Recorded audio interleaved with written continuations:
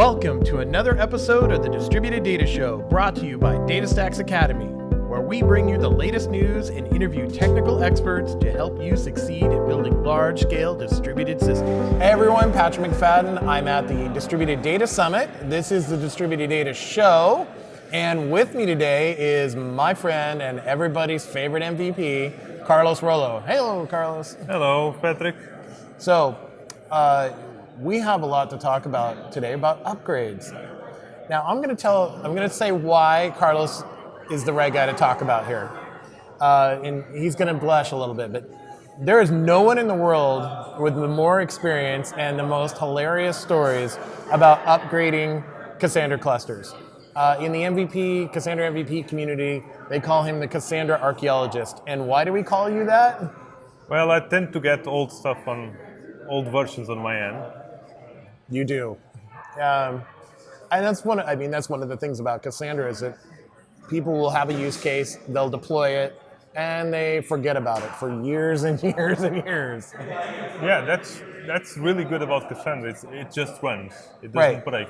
So, and people tend to forget about it. And then you have a dinosaur. So.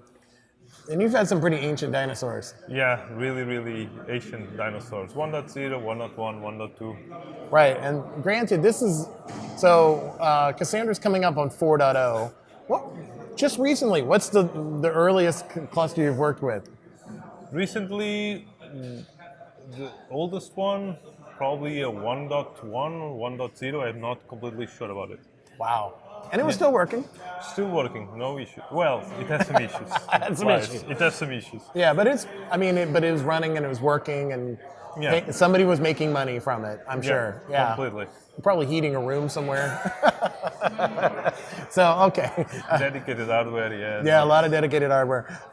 So since I've established you now as the expert in the whole world, give us some tips. Like if someone's out here, they have an ancient cluster, they're probably a little worried. Like, I don't want to upgrade this thing, but give us some reassurance. What is it going to take? What do you do? The first thing is read the docs, honestly. Go to the README, Cassandra README and the changelog, because most of the traps are clearly, explicitly there. Right. So, like, you need to upgrade to this version, between versions, watch out of this setting when you upgrade. So those things are mostly documented. Someone has already had that problem. The second one, backup. and restore. Backup and restore. Yeah, always test your backups. So that will be this. And the third one is, especially with really old versions, validate if your drivers will work on the new versions. Oh, yeah, that's right. Yes, that would be a terrible thing to wake up to. Yeah, so it's like, we upgraded and then our application doesn't work. Now, when you do an upgrade, especially with an older cluster, do you take that data and try do a test upgrade, or at least somewhat of a test? So the first thing is because especially of the driver thing, spawn something on the side or on the cloud if you are figure out, get some SSTables out, do SSTable loader, and get your application writing there, reading there, and make sure at least that's covered. So that will be mandatory, I would say. Yeah. Especially if you want to make really big jumps in versioning. Right. So one of the things is upgrading from 1.2 to 2.0. Well, it's mostly going to work. But let's say you want to go all the way up to 3.11.2, that's going to take some work and some serious testing. So, all right, you may not even know the answer to this, but can you go from 1.2 to 3.11 in one shot? No, don't do that. I think we just saved some lives. Yeah. So tell me, why not? Well, I think in 1.2.12 network protocol changes. I'm not. Oh yeah, that's right. Yeah. So nothing's compatible at that point. Yeah, not compatible. So you have to mandatory stop there. I think in 2.0 if you make the upgrade to 2.0 something, right, you can skip a couple of steps and then go from 2.0 something to 3. But I would still not recommend. I would still slowly upgrade. And another thing is these clusters normally, like I said in the beginning, are on dedicated hardware. Right. So it's not like a cloud thing that you can spawn more machines and make it so. Right, yeah. Rolling back, it's a pain. If you could, sometimes if you Yeah. can. So If you can. All right, so do you pride yourselves on doing online upgrades? yeah, we try to make sure everything is an online upgrade. And then that's the thing. People use Cassandra because they don't want to go offline. Right. So if they don't want to go offline, we should not go offline for the upgrades. So Yes. So only plug your employer, Pythian. That's Yeah. where you work. It's funny because you get called in. You're the people. You're the guy. Yeah. Gets called in to make sure I can go from this ancient version to the new version. Yeah. Without any downtime. exactly. So we have actually no, thank God I'm not alone. So but You were for a long time. yeah, so but we have a team, and actually I think upgrades are a thing that we are doing it a lot. So it's kind of Right. they're good, kind of in a manageable. So and the newer versions make it everything really easier. Right. So I hope there's nothing funky going on from 3.11 to 4. Maybe not. Maybe not. Maybe not. mean, There is something funky in 3.07 or 9 to. Oh, with the SSTables. No. There's The network protocols? flag for the gossip. Oh, gossip. It's always gossip, There's, isn't it? there's a problem with the gossip, and you have to pass a flag, otherwise you get in the. Like I said, it's in the release notes. It's in the release note. Change log. Change log. Yeah, change the stat text. And yes, read those.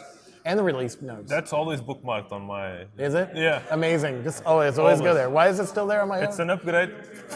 Or maybe one of the million tabs on Chrome. I do get a lot of ridicule for that. And like, how come you have so many tabs? I'm done with No, I don't bookmarks. get a lot of tabs, to be honest, but I get a lot of browsers. A lot of browsers. Okay, that's fair enough. I don't want to why put. I do that. I don't want to put you on the spot, but do you have any hilarious stories? Probably not. I mean, without naming names. Yeah, about upgrades. Yes. About upgrades. Horror stories. Horror stories. Yeah. So things that like now we are running SQL, it's all tested, and then it's Thrift Right. on Actor, which is not updated for 4 years. Oh, yes. Thrift and- has got to be a big change Yeah. for folks, isn't it? Yeah. And especially when they say, no, we are fully SQL, don't worry about that.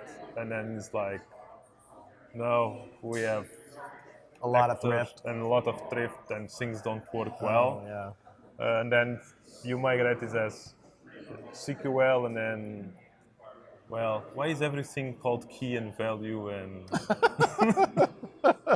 So, those of you who don't know, you haven't been in the Cassandra community for a long time, Cassandra started out with a different protocol called Thrift, and it was an RPC protocol, and there were some drivers out there. Hector was one of those, but the Cassandra community as a whole started moving towards CQL, Cassandra Query Language, which we use now, as of version 1.2.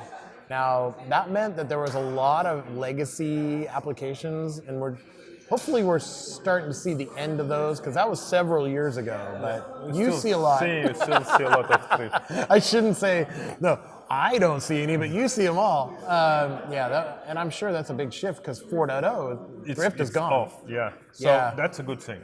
Yeah.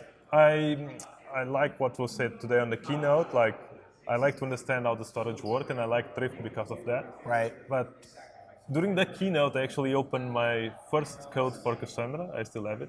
Oh, It was Thrift. yeah, okay. And then I looked how the keys were built, and I said, no. Yeah. This is not the way it should be done anymore. I may have written a little Thrift code in my day. I'm not proud of it, but it works, right? No, it works. And at that given point, storage was better with Thrift until the 3.0 release with the new storage engine. Yep. But, well, it's like I said, it's not the way to go anymore. Well, I mean, it's a fun fact. So we're at the UC San Francisco Mission Bay facility, the conference center. We were all here for the Cassandra Summit in 2010 and 2011. Yeah. Yeah. So this is kind of like our little home base for Cassandra. And there was a lot of Thrift talks in 2010. There was only Thrift talks in 2010. And Nate was giving one of them. Nate gave one of the talks, who gave the keynote today. So Yeah. we come right back around again. Well, all right. So I think this should help people. I hope. Yeah, I hope it helps people. Any final words on upgrades? Like, Well, I will say it again, read the changes. Yeah, it's a Yeah. lot of them. Make sure you pick the right branch because at some point it's truncated, so you have to like pick Yeah. 1.2 if you really want to upgrade those things. right. And backup, well, you should always have backups. Yes. And then test your applications on the new versions. Make sure they work. It's not, Yeah. Yeah. it's sometimes forgotten. Test or die. Test the way or it die. works. Yeah. That's Check the way the it new works. settings, new configuration settings. Always check those settings. Well, Carlos, thank Yeah. you once again. Thank you, Patrick. It's Yeah. always nice to talk with you. I'm really glad you made the trip over. Now I really have to come see you Yeah, again. yeah, you need. I do. I will. Thanks, everyone. We'll see you next time. Thanks, everyone. Thank you for joining us again for the Distributed Data Show. We love your feedback, so go to the Distributed Data Show page on DataStax Academy and tell us what you think. You can also find us on the DataStax Academy YouTube channel or find our podcast on iTunes, Google Play, or wherever you get great podcasts. While you're there, make sure and subscribe so you don't miss a single episode.